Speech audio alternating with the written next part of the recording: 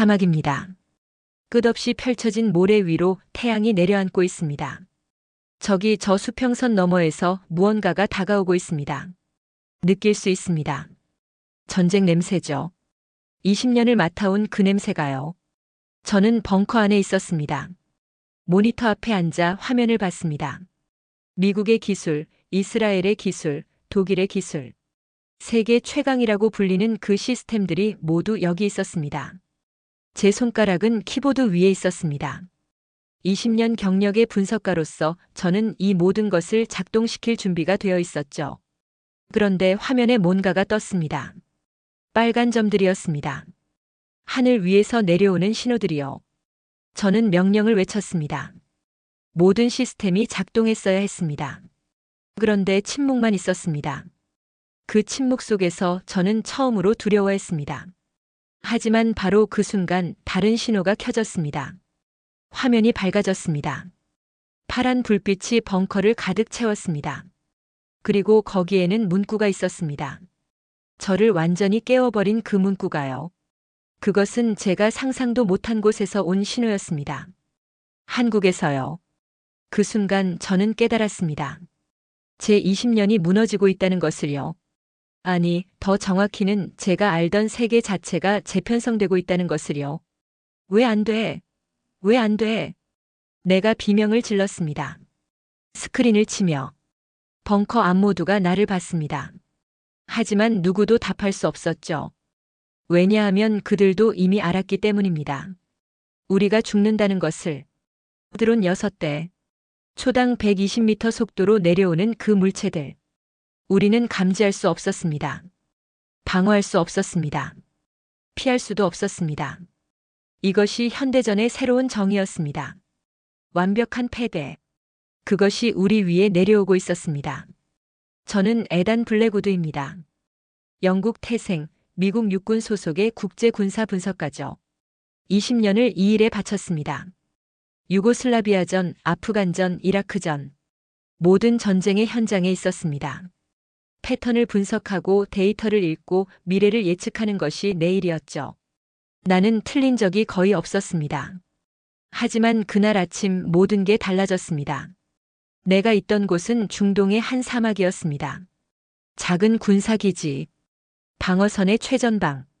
우리는 신기술을 시험 중이었죠. 차세대 방어 레이더 시스템. 수십억 달러를 투자한 그것. 가장 진보된 기술이라고 불렸던 것들입니다. 미국, 이스라엘, 독일이 함께 만든 합작품이었죠. 그런데 그날따라 그것이 작동하지 않았습니다. 새벽 4시 23분. 정확한 시간이죠. 왜냐하면 그것이 우리 방어 시스템이 멈춘 정확한 순간이었기 때문입니다. 알람이 울렸습니다. 처음엔 미미한 신호였어요. 거리 15km 밖에서 감지된 항공 물체. 드론이었습니다. 그 다음 둘. 그 다음 셋. 그리고 순식간에 6대. 나는 명령을 내렸습니다. 시스템 풀 액티베이션. 아무것도 일어나지 않았습니다. 화면은 여전히 검은색이었습니다. 레이더는 울지 않았습니다. 인공지능은 응답하지 않았습니다. 우리가 가진 가장 첨단의 기술이 가장 중요한 순간에 완전히 작동 불능 상태에 빠져 있었던 것이죠. 내 옆에 있던 기술자가 말했습니다. 목소리가 떨렸습니다. 사령관, 시스템이 인식을 못하고 있습니다. 인식을 못한다? 무슨 말인가 싶었습니다. 드론 6대가 우리 위로 낙하하고 있는데 시스템이 인식을 못한다고요? 나는 손으로 다른 모니터를 켰습니다. 백업 시스템. 그것도 죽어 있었습니다.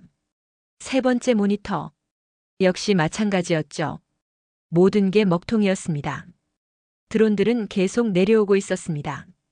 거리 10km. 초당 120m. 계산해보니 대략 50초. 50초 안에 그것들이 우리 기지 위에 도달한다는 뜻이었습니다. 50초. 현대전에서 50초는 영원 같은 시간입니다. 나는 통신을 켰습니다. 본부에 보고합니다. 시스템 완전 마비. 드론 6대 현재 낙하 중. 응답 불가능한 상태입니다. 잠깐의 침묵. 그 다음 본부의 목소리가 들렸습니다. 알겠습니다. 기지 대피 명령. 전원 벙커로. 전원 벙커로. 그것이 할 수 있는 최선이었습니다. 숨어있기, 기도하기, 죽음을 기다리기. 우리는 벙커 깊숙이 들어갔습니다. 15명. 모두 침묵하고 있었죠. 아무도 말을 걸지 않았습니다. 왜냐하면 모두가 알고 있었기 때문입니다. 우리 위에서 무슨 일이 일어날 것인지를 말이죠. 나는 벙커 안에 작은 모니터를 봤습니다. 드론들의 위치를 보여주는 것이었습니다. 우리가 감지할 수 없는 그들을 우리가 감지할 수 있는 다른 방식으로 추적하고 있었죠. 위성 데이터. 그것만이 남은 우리의 눈이었습니다. 드론들이 거의 다 왔습니다. 거리 500m, 300m, 100m. 나는 그 순간을 기다렸습니다. 폭발, 절망, 죽음. 그런데 그때 뭔가가 일어났습니다. 그 순간 스크린이 켜졌습니다. 벙커 안의 모든 모니터가 동시에 밝아졌죠. 파란 불이었습니다. 살아있는 불빛이었습니다. 나는 몸을 벌떡 일으켰습니다. 기술자들도 마찬가지였죠. 뭐지? 뭐가 켜졌어? 나는 외쳤습니다. 기술자 중 한 명이 화면을 봤습니다. 그 얼굴이 변했습니다. 사령관. 신호가 들어옵니다. 신호? 뭔 신호야?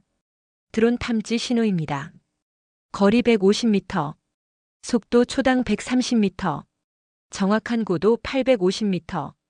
내가 화면을 봤습니다. 거기엔 6개의 빨간 점이 떠 있었습니다. 우리가 감지할 수 없었던 그 드론들이었죠. 그런데 지금 화면에 떠 있었습니다. 명확하게, 정확하게. 그리고 그 화면의 왼쪽 구석에 글자가 떠 있었습니다. K-FMCW 시스템 액티브. 나는 그 글자를 읽고 멈췄습니다. K-FMCW.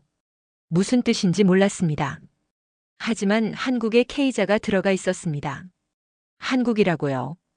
중동의 사막에서 우리가 감지하지 못한 드론을 감지한 시스템이 한국식이라니요. 나는 본부에 즉시 통신했습니다. 본부, 우리 시스템이 복구되었습니다. 그런데 뭔가 이상합니다. 화면에 한국식 표기가 나옵니다. K-FMCW라고. 본부의 목소리가 들렸습니다. 당황한 목소리였죠. 기다려. 확인해 보겠습니다. 20초. 긴 침묵 속에서 20초가 흘렀습니다. 그리고 본부의 목소리가 다시 들렸습니다. 블랙우드, 당신이 받은 시스템은 비상용 백업입니다. 미국 이스라엘 독일 공동 개발 시스템이 마비되자 자동으로 원격에서 한국의 대체 방어 체계가 작동했습니다. 우리는 당신에게 알릴 수 없었습니다. 기밀이 너무 높았거든요. 한국의 대체 방어 체계? 우리는 이런 게 있다는 것도 몰랐습니다. 누구도 몰랐습니다. 나는 화면을 봤습니다. 시스템이 자동으로 드론의 조준을 맞추고 있었습니다. 정확하게, 빠르게, 신비로울 정도로. 본부, 이 시스템은 뭡니까? 누가 만들었습니까? 그건 당신이 직접 확인해야 합니다. 비행기가 기지로 향하고 있습니다. 서울에서 온 기술팀입니다. 그들이 당신에게 모든 걸 설명할 겁니다. 지금은 그 드론들을 격추하세요. 서울에서 온 기술팀. 한국에서요. 나는 한 번도 한국의 방어 기술을 심각하게 생각한 적이 없었습니다. 한국은 항상 미국의 뒤를 따르는 국가라고 생각했으니까요. 우리보다 기술이 뒤떨어진 나라라고요. 하지만 지금 화면 앞에서 그 생각이 무너지고 있었습니다. 시스템이 발사 명령을 내렸습니다. 자동이었죠. 우리가 명령하지 않아도 시스템이 스스로 판단하고 발사했습니다. 6발의 미사일이 하늘로 솟아올랐습니다. 그리고 60초도 안 되어 6개의 드론이 모두 격추되었습니다. 벙커 안에서 박수가 나왔습니다. 안도의 박수였죠. 죽음에서 벗어난 사람들의 박수였습니다. 하지만 나는 박수를 치지 않았습니다. 내 손은 떨리고 있었습니다. 경험한 적 없는 종류의 떨림이었죠. 뭔가 근본적으로 바뀌었습니다. 뭔가 깨졌습니다. 내가 알고 있던 세계의 질서가요. 6시간 후 비행기가 착륙했습니다. 나는 활주로에 나가 있었습니다. 사막의 햇빛이 따가웠죠. 비행기 문이 열렸습니다. 그리고 사람들이 내렸습니다. 남자 셋, 여자 하나. 모두 30살에서 40살 사이였습니다. 가장 앞에 섰던 사람이 나에게 다가왔습니다. 안녕하세요, 블랙우드 사령관. 저는 박준호입니다. 서울 국방과학연구소에서 왔습니다. 한국 사람이었습니다. 서툰 영어를 구사했지만 눈빛은 예리했습니다. 자신감이 담긴 눈빛이었죠. 당신들이 우리를 구했군요. 내가 말했습니다. 박준호가 웃음을 지었습니다. 구했다기보단 입증했습니다. 우리 기술이 작동한다는 것을요. 입증했다고요. 그 말 속에는 자신감이 있었습니다. 아니, 확신이 있었습니다. 나는 그 확신을 본 적이 있었습니다. 20년을 전쟁터에서 보냈으니까요. 그 확신은 거짓이 아니었습니다. 그것은 진짜였습니다. 나는 그 순간 깨달았습니다. 우리가 뭔가 놓치고 있었다는 것을요. 박준호와 나는 벙커로 돌아갔습니다. 그의 팀원들도 함께였죠. 나머지 셋은 즉시 우리의 기술팀과 함께 시스템을 분석하기 시작했습니다. 하지만 박준호는 내 손을 잡았습니다. 사령관, 먼저 우리가 뭘 했는지 설명할 시간을 주시겠습니까? 나는 그를 따라갔습니다. 벙커 깊숙한 곳에 있는 회의실로 말이죠. 테이블 위엔 이미 자료들이 펼쳐져 있었습니다. 그래프, 표, 데이터. 모두 한글로 쓰여 있었죠. 나는 읽을 수 없었지만 그 숫자들은 읽을 수 있었습니다. 박준호가 프로젝터를 켰습니다. 사령관, 당신이 아는 레이더 시스템들이 있습니다. 미국의 시스템, 이스라엘의 시스템, 독일의 시스템. 모두 좋은 기술입니다. 하지만 하나의 근본적인 문제가 있습니다. 화면에 그래프가 나타났습니다. 곡선이었죠. 여러 색깔의 곡선들이요. 반응 속도입니다. 드론이 탐지되고 신호가 처리되고 인공지능이 판단하고 발사 명령이 내려지는 데까지 걸리는 시간. 미국 시스템은 평균 14초. 이스라엘 시스템은 12초. 독일 시스템은 9초. 9초. 그건 빠른 시간이었습니다. 현대전에서는요. 그런데 당신의 시스템은? 나는 물었습니다. 박준호가 마우스를 클릭했습니다. 노란 곡선이 나타났습니다. 가파르게 올라갔다가 어느 높이에서 멈췄습니다.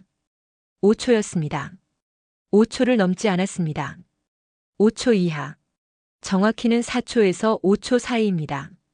그게 뭐가 다른 겁니까? 나는 물었습니다. 이해가 안 갔거든요. 단 몇 초의 차이인데요. 박준호가 웃었습니다. 그건 내 질문을 예상한 웃음이었죠. 현대전에서는 이 몇 초가 생사를 가릅니다. 그 드론이 시간당 720km로 움직인다면 4초의 차이는 대략 80m입니다. 80m. 당신의 기지와 폭발 지점의 차이가 됩니다. 80m. 그건 생존과 죽음의 차이였습니다.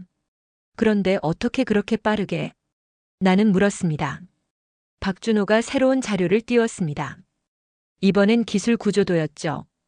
우리가 개발한 시스템의 이름은 FMCW입니다. 프리퀀시 모듈레이티드 컨티뉴어스 웨이브. 우리식으로는 주파수 변조 연속파 레이더죠. 하지만 이건 새로운 기술이 아닙니다. 뭐라고요?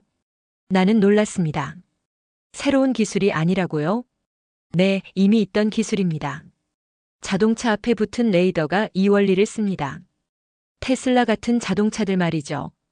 우리가 한 건 이 기술을 군사용으로 응용한 겁니다. 그것도 엄청난 규모로요. 테슬라? 자동차 기술을 군사용으로? 당신들이 뭘 한 건가요? 박준호가 다시 설명했습니다. 기존 레이더는 펄스 기반입니다. 신호를 보내고 돌아올 때까지 기다렸다가 다시 신호를 보내죠. 이 과정에서 시간이 걸립니다. 하지만 FMCW는 지속적으로 신호를 보냅니다. 멈추지 않고요. 동시에 돌아오는 신호를 처리합니다. 그래서 빠릅니다. 나는 그 말을 들으며 뭔가 다른 세계를 보는 기분이 들었습니다. 우리가 지금까지 복잡한 것만 추구했고 그들은 단순한 것 속에서 진실을 찾았다는 생각이 들었거든요. 그래서 얼마나 빠른가요? 평균 4초에서 5초. 그런데 최고 성능일 때는 3초까지 가능합니다. 3초. 현대전의 완전히 다른 차원이었습니다. 그런데 왜 지금까지 우리는 이 기술을 모르고 있었습니까? 나는 물었습니다. 진심으로요. 박준호가 어깨를 으쓱했습니다. 당신들이 관심을 가지지 않았기 때문입니다. 한국의 기술이라고 해서요. 우리는 당신들의 뒤를 따르는 나라 아닙니까? 그렇게 생각했을 겁니다. 그 말이 나를 때렸습니다. 정확하게요. 그는 맞았습니다. 나는 한국을 저평가했습니다. 모두가 그랬습니다. 한국은 작은 나라였고 미국의 동맹국이었고 기술에서는 항상 따라오는 나라였습니다. 누가 한국이 먼저 뭔가를 만들 거라고 생각했을까요? 누가 한국이 우리보다 나은 기술을 가지고 있을 거라고 상상했을까요? 하지만 현실은 달랐습니다. 이 기술을 언제부터 개발했습니까? 나는 물었습니다. 3년 전입니다. 3년 만에? 네. 우리가 필요했거든요. 우리는 자동차 센서 기술이 있었습니다. 마이크로칩 기술도 있었습니다. 인공지능 알고리즘도 있었습니다. 우리에게 필요한 건 그것들을 연결하는 것뿐이었습니다. 그것들을 연결하는 것뿐. 그 말 속에는 깊은 통찰이 있었습니다. 우리는 각각을 따로따로 개발했습니다. 각 부처, 각 군, 각 회사가 따로 말이죠. 하지만 그들은 모두를 함께 봤다는 뜻이었습니다. 벙커 밖에서 소리가 들렸습니다. 폭발음이었죠. 테스트였습니다. 박준호의 팀원들이 우리 기지 근처의 목표물을 격추하고 있었습니다. 보여주기 위해서요. 이 시스템이 얼마나 정확한지를 말이죠. 나는 박준호를 봤습니다. 당신들은 이 기술을 누구에게나 팔 겁니까? 박준호가 웃음을 터뜨렸습니다. 당신들이 구매하고 싶으면요. 하지만 이건 단순한 기술 판매가 아닙니다.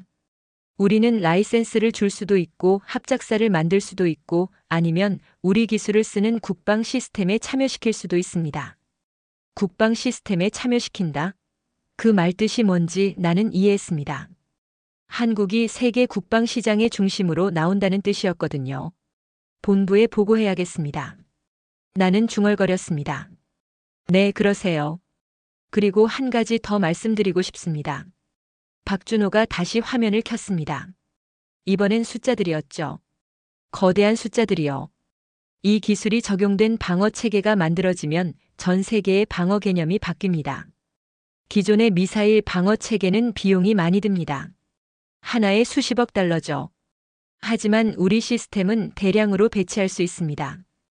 훨씬 저렴하게요. 비용 효율이 좋다는 뜻입니까? 정확히는 새로운 전쟁의 정의입니다. 이제부턴 비용 경쟁이 아니라 지속 가능한 방어를 누가 더 잘하느냐의 싸움이 될 겁니다. 그 말을 들으며 나는 깨달았습니다. 전쟁의 법칙이 바뀌었다는 것을요. 그리고 그 법칙을 바꾼 것이 한국이라는 것을요. 나는 밤새 잠을 이루지 못했습니다. 벙커의 작은 숙소에서 나는 천장을 봤습니다. 콘크리트 천장이었죠. 그 위로 떠올랐던 것들은 박준호의 말들이었습니다. 그리고 그 숫자들이었습니다. 그리고 그 가능성들이었습니다. 20년을 전쟁터에서 보냈습니다. 미국의 기술이 최고라고 믿었습니다. 서방이 최고라고 믿었습니다. 그런데 지금 그 믿음이 흔들리고 있었습니다. 새벽이 왔습니다. 나는 일어났습니다. 벙커 밖은 여전히 어두웠습니다. 사막의 새벽은 차갑습니다. 나는 박준호를 찾아갔습니다. 그는 이미 깨어 있었습니다. 기술팀과 함께 시스템을 재정비하고 있었죠. 밤을 새웠습니까? 나는 물었습니다. 박준호가 웃음을 지었습니다. 당신도 마찬가지인 것 같은데요. 그는 맞았습니다.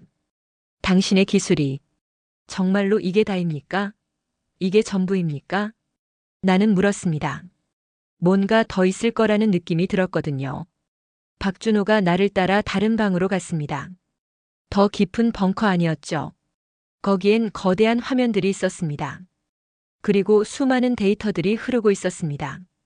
사령관, 이게 우리 기술의 진짜 핵심입니다. 화면에 나타난 것은 인공지능이었습니다. 하지만 일반적인 인공지능이 아니었죠.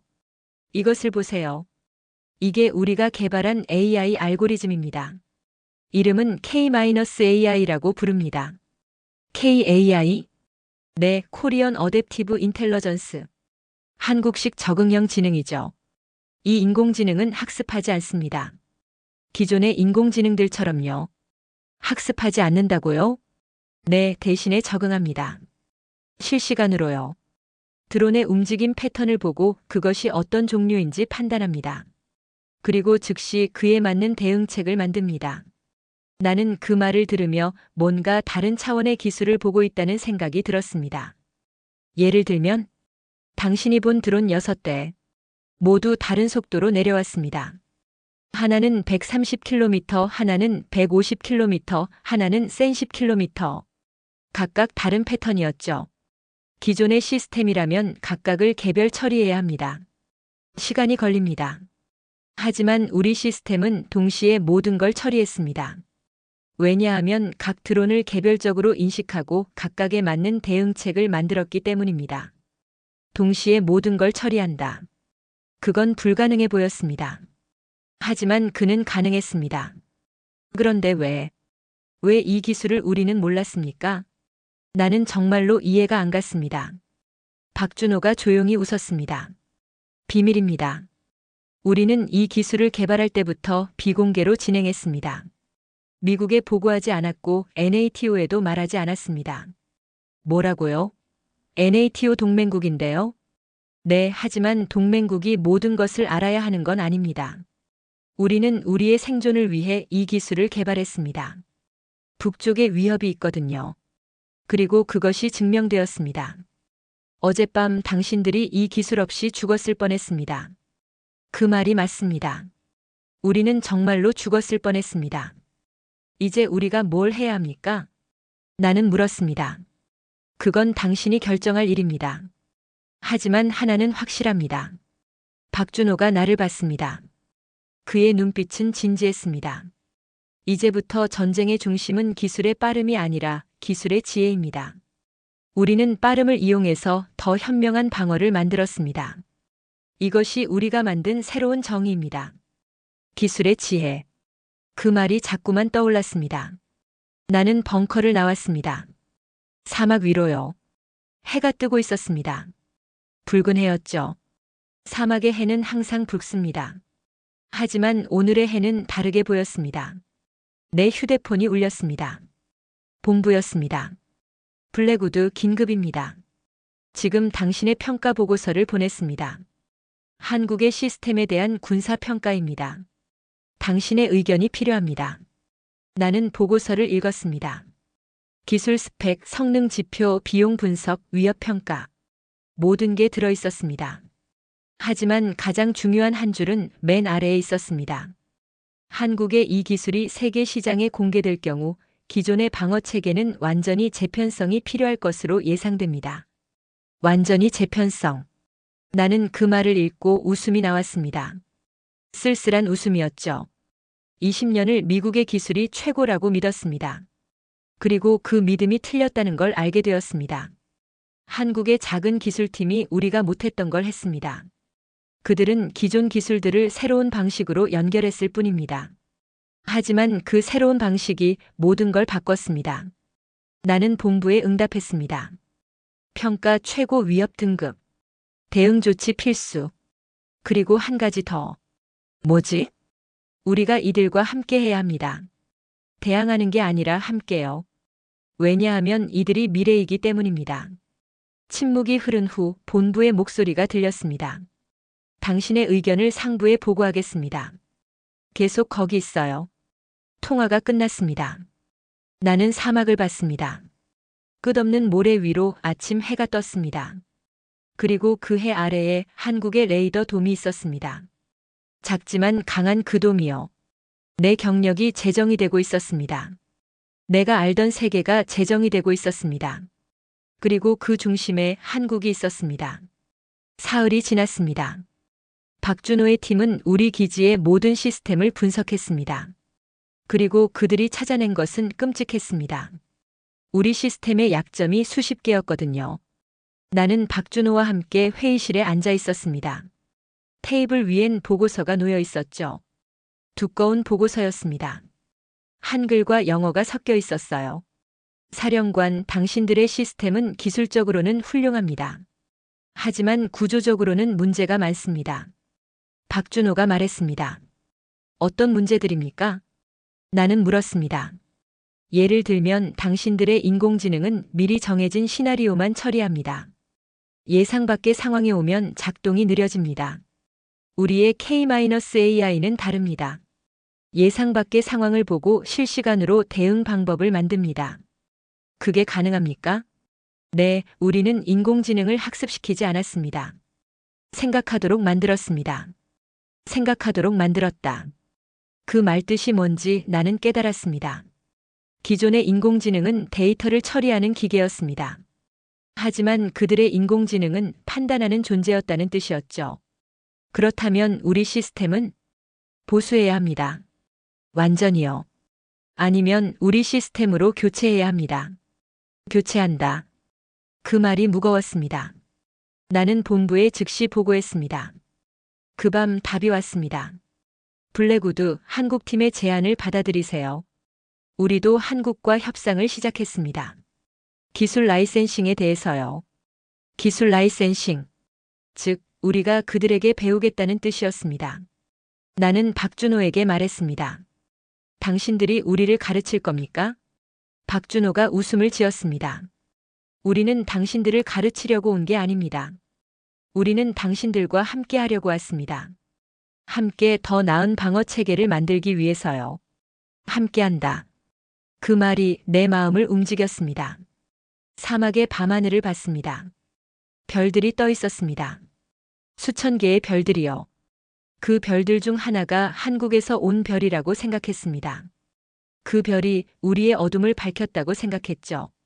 내가 본 것은 기술이 아니었습니다. 미래였습니다. 일주일이 흘렀습니다. 박준호의 팀은 우리 기지에 완전히 자리 잡았습니다. 더 이상 손님이 아니었죠. 우리의 기술팀과 함께 하나의 시스템을 만들고 있었습니다. 새로운 시스템이요. 나는 매일 아침 통합작전실로 갔습니다. 거기서 나는 뭔가를 배우고 있었습니다. 기술을 배우는 게 아니라 다른 방식의 생각을 배우고 있었죠. 박준호의 팀원 중 한 명이 있었습니다. 이름은 김지은이었습니다. 32살의 여성 엔지니어였죠. 그녀는 매일 나에게 설명했습니다. 사령관, 이게 핵심입니다. 그녀가 화면을 켰습니다. 복잡한 코드들이 떠올랐죠. 기존 시스템은 이렇게 작동합니다. 어가 일어나면 B를 한다. C가 일어나면 D를 한다. 미리 정해진 규칙이에요. 하지만 우리 시스템은 다릅니다. 어떻게 다릅니까? 나는 물었습니다. 어가 일어나도 상황에 따라 B를 할 수도, E를 할 수도, F를 할 수도 있습니다. 왜냐하면 시스템이 상황을 보고 판단하기 때문입니다. 판단한다. 그 말이 자꾸만 떠올랐습니다. 그렇다면 실수할 수도 있지 않습니까? 나는 물었습니다. 김지은이 웃음을 터뜨렸습니다. 네, 실수할 수도 있습니다. 하지만 그 실수로부터 배웁니다. 아니, 적응합니다. 다음에는 같은 상황에서 더 나은 판단을 합니다. 그렇게 빨리요? 네, 우리의 K-AI는 나노초 단위로 학습합니다. 아니, 적응합니다. 인간의 신경망과 비슷한 방식으로요. 인간의 신경망. 그렇다면 이것은 단순한 기계가 아니라는 뜻이었습니다. 이것은 뭔가 살아있는 것에 가까웠다는 뜻이었죠. 나는 박준호에게 물었습니다. 당신들이 이 기술을 개발한 동기가 뭡니까? 우리는 벙커 밖에 나가 있었습니다. 사막 위에서요. 저녁 해가 지고 있었죠. 박준호가 한참을 생각했습니다. 사령관, 우리는 작은 나라입니다. 북쪽에 위협이 있고 서쪽에도 위협이 있습니다. 우리는 항상 최전방에 있습니다. 그래서 우리는 더 나은 방어법을 찾아야 했습니다. 비용도 적고 효율도 높은 방법을요. 그래서 이 기술을 만들었다고요? 네, 우리의 생존 때문입니다. 당신들은 선택의 여지가 있습니다. 하지만 우리는 없습니다. 우리는 만들어야 했습니다. 그래서 만들었습니다. 생존의 필요성이 혁신을 만들었다는 뜻이었습니다. 나는 그 말을 들으며 뭔가 깊은 것을 깨달았습니다. 당신들은 절대 패배할 수 없는 입장이었군요. 나는 말했습니다. 정확합니다. 그래서 우리는 이겨야 했습니다. 박준호가 대답했습니다. 그 밤 새로운 시스템의 첫 번째 테스트가 있었습니다. 우리의 기술과 한국의 기술이 통합된 시스템이었죠. 거기에는 우리 기지의 모든 레이더가 연결되어 있었습니다. 그리고 한국의 K-FMCW 시스템도 통합되어 있었습니다. 시뮬레이션을 시작했습니다. 화면 위로 드론 10개가 나타났습니다. 무작위로 내려오는 드론들이었죠. 속도도 다르고 높이도 달랐습니다. 각도도 예측 불가능했어요. 시스템이 작동했습니다. 화면 위로 대응책들이 떠올랐습니다. 드론 하나마다 다른 대응책이었죠. 어떤 것은 미사일로, 어떤 것은 전자교란으로, 어떤 것은 기만 신호로 대응했습니다. 80초. 정확히 80초 만에 모든 드론이 격추 또는 무력화되었습니다. 벙커 안에서 박수가 나왔습니다. 하지만 나는 박수를 치지 않았습니다. 나는 화면을 봤습니다. 정확한 이 시스템을. 완벽합니다. 나는 중얼거렸습니다. 박준호가 나를 봤습니다. 완벽하지 않습니다. 하지만 효율적입니다. 그리고 지속 가능합니다. 이것이 우리가 만든 새로운 전쟁의 정의입니다. 지속 가능한 방어. 그 말이 새로운 세계를 열었습니다. 나는 본부에 보고했습니다. 통합 시스템 테스트 완료. 성공률 100%. 대응 속도 평균 8초. 기존 시스템 대비 효율성 3배 증가. 권장사항 즉시 전군 배치. 본부의 답이 왔습니다. 알겠습니다. 현재 미국, 이스라엘, 독일, 영국이 모두 한국과 협상 중입니다. 당신의 보고서가 결정적인 역할을 했습니다. 결정적인 역할. 내가 이 변화의 촉발점이었다는 뜻이었습니다. 나는 밤하늘을 봤습니다. 별들이 있었습니다. 그 별들 중에 서울이라는 별이 있었습니다. 아주 작지만 아주 밝은 별이요. 이제 세계가 그 별을 보고 있었습니다. 그리고 그 별을 따라 세계가 움직이기 시작했습니다. 기적은 설명되지 않았습니다. 증명되었을 뿐입니다. 새벽 교전이 끝나고 3시간. 나는 국제 전술 분석실에 있었습니다. 둥근 테이블 위엔 각국 대표들이 앉아 있었죠. 미국, 이스라엘, 독일, 영국. 모두가 침묵하고 있었습니다. 스크린 위로 보고서가 떠올랐습니다. 간단한 수치들이었죠. AI 회복 속도 4초. 전술적 손실 0. 나는 그 숫자를 읽었습니다. 다시 읽었습니다. 세 번째 읽고 나서야 깨달았습니다. 이건 불가능한 성과라는 것을요. 옆에 앉은 이스라엘 대표의 얼굴이 변했습니다. 경험 많은 군인이었지만 지금 그의 눈빛은 다르기만 했습니다. 인정의 침묵이었습니다. 말이 필요 없는 침묵이었죠. 독일 참모가 천천히 입을 열었습니다. 독일식 정확함으로 말이죠. 우리가 본 것은 무엇입니까? 나는 손을 들어 그래프를 켰습니다. 커다란 화면 위로 곡선들이 떠올랐죠. 빨간 선, 파란 선, 초록 선. 각국의 기존 레이더 대응 속도를 나타낸 것들이었습니다. 기존 시스템들입니다. 평균 대응 속도 약 12초에서 15초 사이죠. 그 다음 노란 곡선이 나타났습니다. 가파르게 상승하다가 절반 높이에서 멈춰 있었죠. 4초를 넘지 않았습니다. 이것이 한국의 K-FMCW 포탄 체계와 한국의 K-AI가 통합된 시스템입니다. 미국 대표가 몸을 앞으로 숙였습니다. 정지 후 4초 내에 복귀한다는 뜻입니까?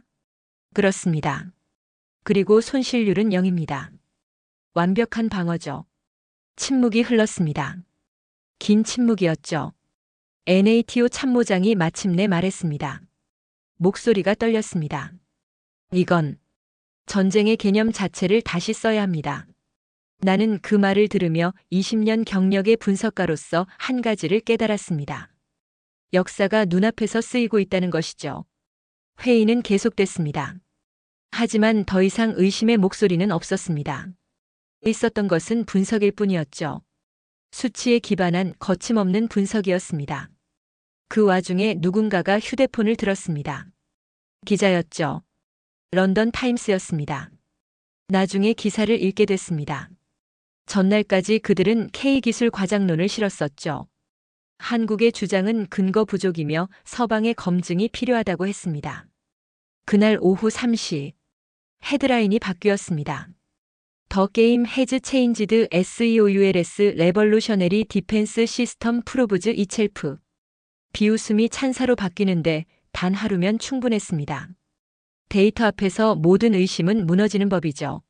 나는 조용히 미소 지었습니다. 누군가 내 옆으로 다가앉았습니다. 박준호였죠. 당신은 처음부터 알고 계셨나요? 나는 고개를 저었습니다. 아니요. 나도 믿지 않았습니다. 그렇다면 그들을 봤습니다. 사람들을 봤죠. 그들의 눈빛을 봤을 때 이건 거짓이 아니라고 느껴졌습니다. 박준호가 웃음을 터뜨렸습니다. 신기하네요. 분석가가 감정으로 판단하다니요. 나는 진심으로 대답했습니다. 데이터는 증거일 뿐입니다. 하지만 신념은 현실입니다. 나는 오랜 회의론자였습니다. 그러나 지금 내 마음이 움직였죠. 이건 단순한 기술의 승리가 아니었습니다. 철학의 승리였습니다. 그들은 단순히 무기를 만든 게 아니다. 철학을 만들었다. 그 생각이 자꾸만 떠올랐습니다. 3일 후 나는 제네바 국제방산 박람회 무대 위에 있었습니다. 한국 기술팀이 초청받은 것이었죠. 그곳에서 그들은 시연을 했습니다. 시연이 아니라 혁명을 보여줬다고 해야 맞죠. 박수갈채가 울려 퍼졌습니다. 서 있는 박수였습니다. 컨벤션 센터 전체가 흔들렸죠. 과장이 아닙니다. 한국 기술팀의 리더가 무대 중앙에 섰습니다. 조명이 그에게 집중됐습니다. 모든 시선이 그를 향했죠. 그는 마이크를 들었습니다. 감사합니다. 하지만 우린 단지 필요한 일을 했을 뿐입니다. 그 담백함에 나는 전율했습니다. 더 이상 거창한 수사가 필요 없었습니다. 서방은 몇십 년을 떠들어댔습니다. 하지만 한국은 침묵 속에서 행동했습니다. 그리고 그 침묵이 천둥보다 컸습니다. 그래프는 거짓말하지 않았습니다. 곡선의 꼭대기엔 한국이 있었습니다. 그리고 이제 세계는 그 사실을 인정하고 있었습니다. 내가 본 건 승리가 아니라 하나의 혁명이었습니다. 지도 위의 작은 나라가 지구의 법칙을 다시 썼습니다. 그리고 나는 그 순간을 목격했습니다. 아니, 그 변화의 일부가 되었습니다. 세상은 빠르게 돌아섰습니다. 비웃음이 존경으로 바뀌었습니다. 그리고 그 중심에 한국이 있었습니다. 혁신은 총성보다 조용히 세상을 지배합니다. 각국이 한국형 KFMCW 기술 도입문이 쇄도했습니다. 미국, 이스라엘, 독일, 영국, 프랑스, 일본 모두가 한국의 문을 두드리고 있었죠. CNN 헤드라인이 떴습니다. 더 K-실드 A New Paradigm of Defense. 나는 기사에 코멘트를 남겼습니다. 이건 전쟁의 민주화다. 그 말이 뉴스에 인용됐습니다. 전 세계 군사 담론의 중심이 된 거죠.